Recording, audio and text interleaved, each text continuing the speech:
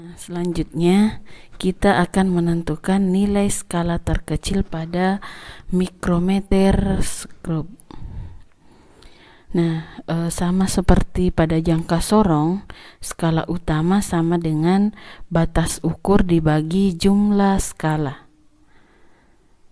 Nah, sedangkan untuk skala putar sama juga, nilai skala utama dibagi dengan jumlah skala. Nah, perhatikan contoh penggunaan mikrometer pada video berikut. Nah, sekarang kita akan memulai simulasi penggunaan mikrometer. Nah, jadi untuk mikrometer itu terdiri dari dua skala juga. Ada skala utama dan ada skala putar. Jadi ini diputar. Kemudian kita tentukan terlebih dahulu nilai dari skala utama. Nah, di sini ada dari 0 sampai 5. Jadi ini satuannya adalah milimeter. Nah, batas ukur yang kita ambil ini adalah 5 mm. Jadi kita hitung ada berapa skala antara 0 sampai 5. Jadi 1, 2, 3, 4, 5, 6, 7, 8, 9, 10. Jadi ada 10 skala. Berarti 5 dibagi 10 hasilnya 0,5. Jadi untuk nilai skala utamanya itu sama dengan 0,5 mm. Jadi setiap satu skala seperti ini, jarak antara skala berikutnya sama dengan 0,5 mm. Kemudian untuk skala putar ini jumlahnya ada 50. Berarti 0,5 dibagi 50 hasilnya sama dengan 0,01. Kemudian jadi 0,01 berarti setiap nilai dari skala ini atau jaraknya nilainya sama dengan 0,01 mm. Nah, kita coba aplikasikan. Misalnya saya mau mengukur diameter gasing. Nah, sebenarnya ini dia untuk spesifiknya mengukur ketebalan benda yang tipis, tapi karena ini untuk simulasi, di simulasi ini hanya menampilkan untuk mengukur diameter.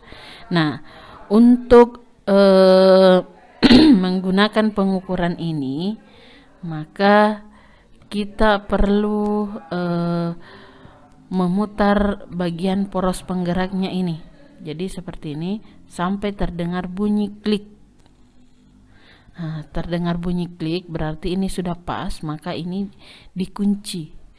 Nah, setelah kita lihat ada berapa skala di sini yang dilewati. Nah, sampai di angka 20. Nah, jadi kita hitung. Kalau sampai 5 tadi ada 10, sampai 10 ada 20, 15, 30, 20, berarti 40. Nah, sampai di sini ada 40 skala utama yang dilewati. Kemudian kita hitung lagi ada berapa di belakangnya. 1, 2, 3, 4, 5, 6. Nah, ini ada 6 skala, berarti total skala utama yang dilewati adalah 46. Nah, 46 ini kita kalikan dengan 0,5 mm. Hasilnya sama dengan 23 mm. Kira-kira komanya berapa? Nah, perhatikan, kita tinjau dari sini. Jadi kita lihat dari bawah yang selurus dengan garis pada skala utama. Jadi jangan sampai kita menghitung dari atas, berarti ini 22. Tapi kita hitungnya dari bawah, ini 15, berarti 16, 17, 18. Berarti 18 dikali 0,01 Nah, inilah kita tambahkan koma di sini berarti 0,18. Nah, kita lihat apakah jawabannya benar atau seperti itu. Jadi seandainya ada yang pilih 22 berarti salah. Yang diambil adalah kita lihat dari bawah seperti ini. 15, 16, 17, 18. Nah, jadi sekian untuk penggunaan mikrometer. Kalau ada yang mau ditanyakan bisa didiskusikan di classroom.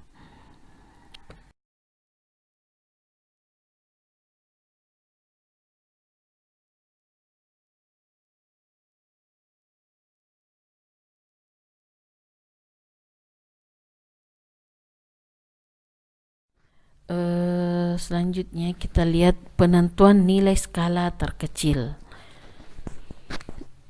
Untuk menentukan nilai skala terkecil pada jangka sorong. Nah, untuk jangka sorong itu terdiri dari dua skala. Ada yang namanya skala utama dan ada skala nonius. Nah, skala utama di sini adalah batas ukur dibagi jumlah skala. Sedangkan untuk skala nonius atau nilai skala terkecilnya, nilai skala utama dibagi dengan jumlah skala. Nah, yang mana disebut dengan batas ukur, yang mana disebut jumlah skala.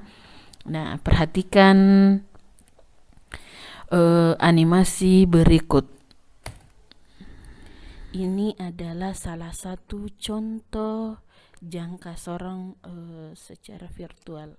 Nah, perhatikan untuk jangka sorong terdiri dari dua skala. Nah, yang pertama ini disebut dengan skala utama. Jadi yang seperti mistar ini dikatakan skala utama, sedangkan skala yang berada di rahang geser ini dikatakan dengan skala nonius.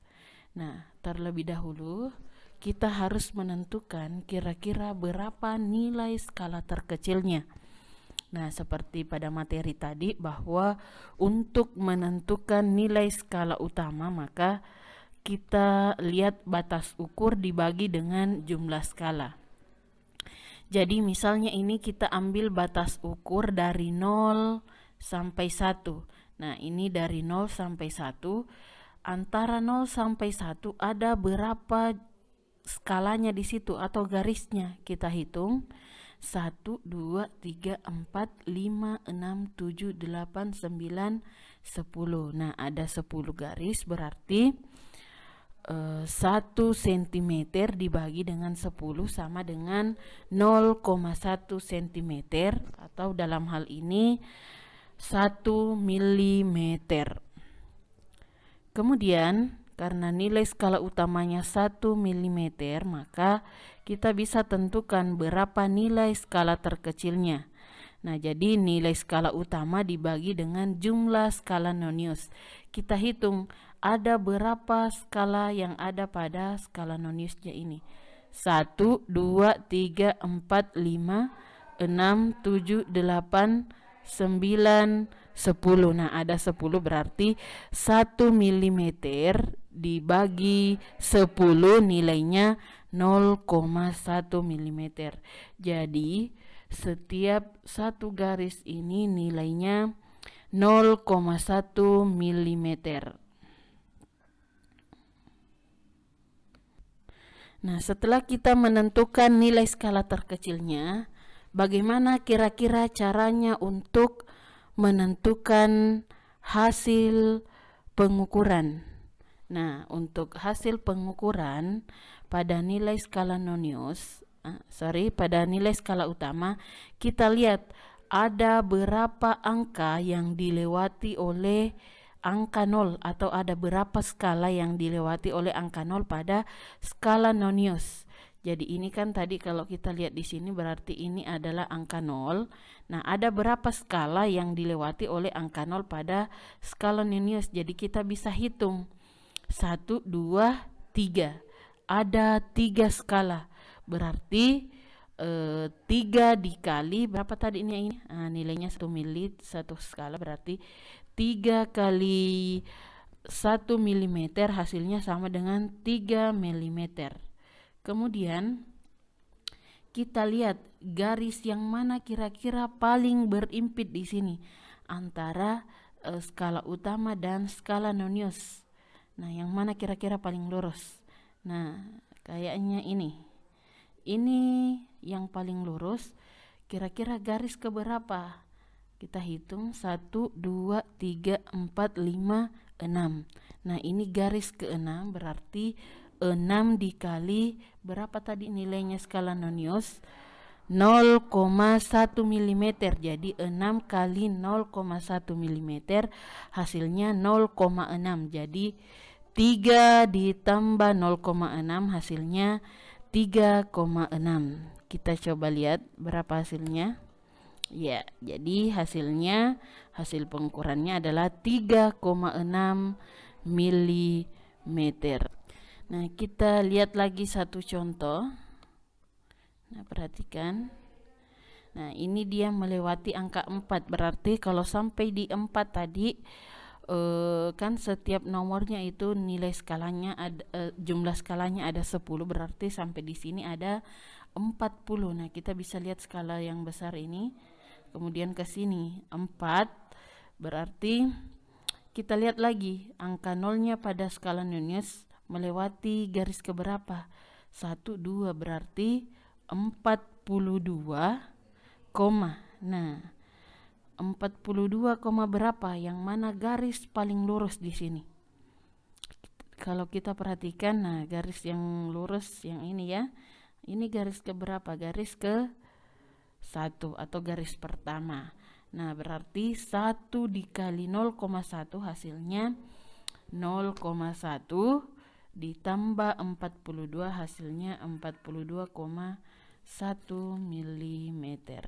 Nah, jadi seperti itu. Bagaimana? Kalau ada yang perlu ditanyakan, bisa didiskusikan sebentar.